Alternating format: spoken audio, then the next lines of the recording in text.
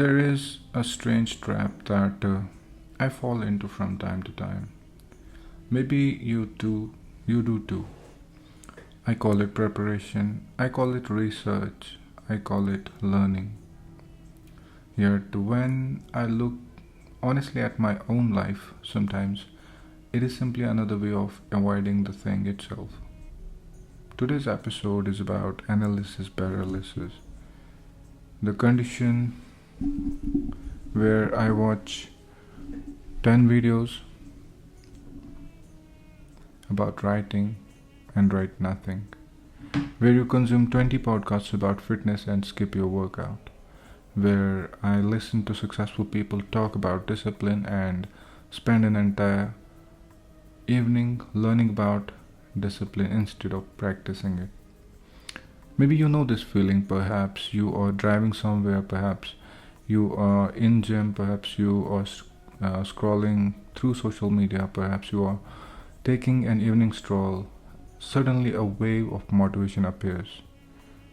You begin designing a completely different life. Tomorrow you will wake up at 5 a.m. Tomorrow you will exercise. Tomorrow you will read. Tomorrow you will start that business. Tomorrow you will write that book. Tomorrow everything changes. And then tomorrow arrives. The alarm rings. And then you turn it off. You wake up at your usual time. The day unfolds exactly as the previous one. Nothing changed. Few hours later, another motivational video appears.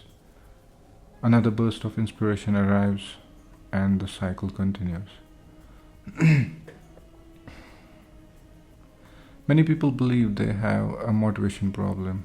I think many of us have an action problem. Motivation feels productive. Action is productive. The difference appears small from distance and enormous in practice. Watching a video about running gives a small taste of achievement. Planning a business creates a feeling of progress. Reading about discipline feels disciplined. The brain receives reward before the work begins. A dopamine payment arrives before the effort is made. That reward can become addictive. You begin collecting information instead of collecting experience. You become an expert in beginning, a beginner in execution. A friend once asked me how I maintain discipline. How do I get to do the thing? My answer surprised him. I do not depend on discipline as much as people imagine. I create cues. One small action leads to another. One tiny moment creates momentum. If I want to write, I open the document. If I want to exercise, I wear the shoes. If I want to read, I sit with the book. The goal becomes smaller, so small that resistance struggles to find an argument. Many times I begin with the smallest possible version. One paragraph, one page, 5 minutes, 10 push-ups, one phone call, one email. A small beginning often grows into meaningful work. And yes, I skip sometimes. Everybody does. I skip workout, I miss routines, I postpone tasks. The difference is that I try to make both doing and skipping conscious choices. The moment skipping becomes a habit and doing becomes an optional, progress starts fading. The moment doing becomes default and skipping becomes exception, life begins moving towards forward again.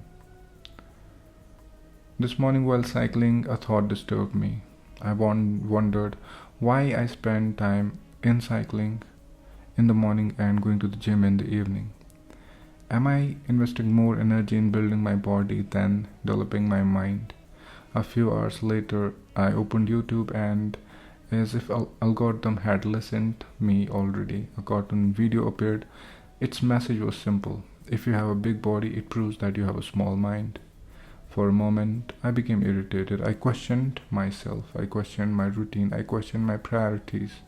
Then I remembered something important that internet specializes in. Certainly life specializes in complexity. A strong body and a strong mind are partners.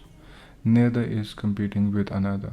Physical exercise sharpens the attention, improves the mood, increases the resilience. Strength, the machine that carries the mind through the life. The issue was never cycling. The issue was allowing one random message to dictate my state of mind. And that brings me to another observation. There's a curse loop that turns on inside the mind. You may have noticed it sometimes. You wake up late, that one thought appears, I should have woken earlier. A second thought arrives, I wasted the morning. Then the third one, I'm falling behind. Soon the mind creates a courtroom. The judgment, the prosecutor, and the accused are the same persons. You. The internal criticism becomes louder. You become irritated. You speak harshly. You react to a small inconvenience. The negativity spreads from one thought to another, from 1 hour to another, from one person to another, like a snowball rolling downhill. Then something happens, a phone call, a conversation, a prayer, a walk, a task, a change in an environment.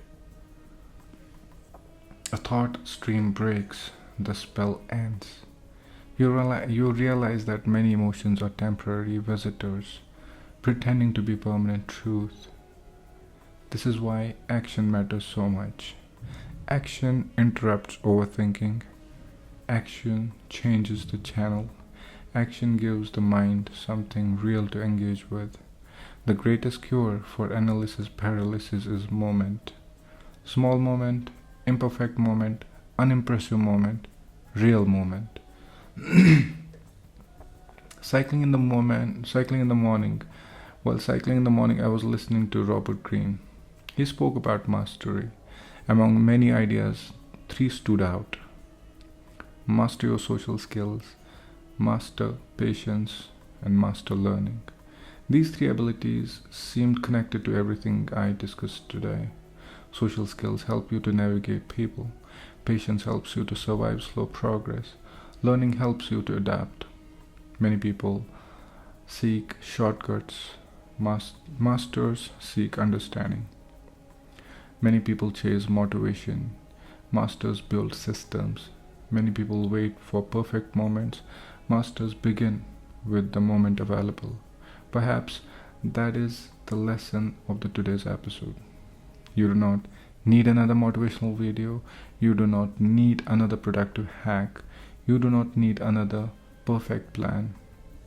You need a small action. 1 page, 1 paragraph, 1 kilometer, 1 prayer, 1 call, 1 lesson, 1 step.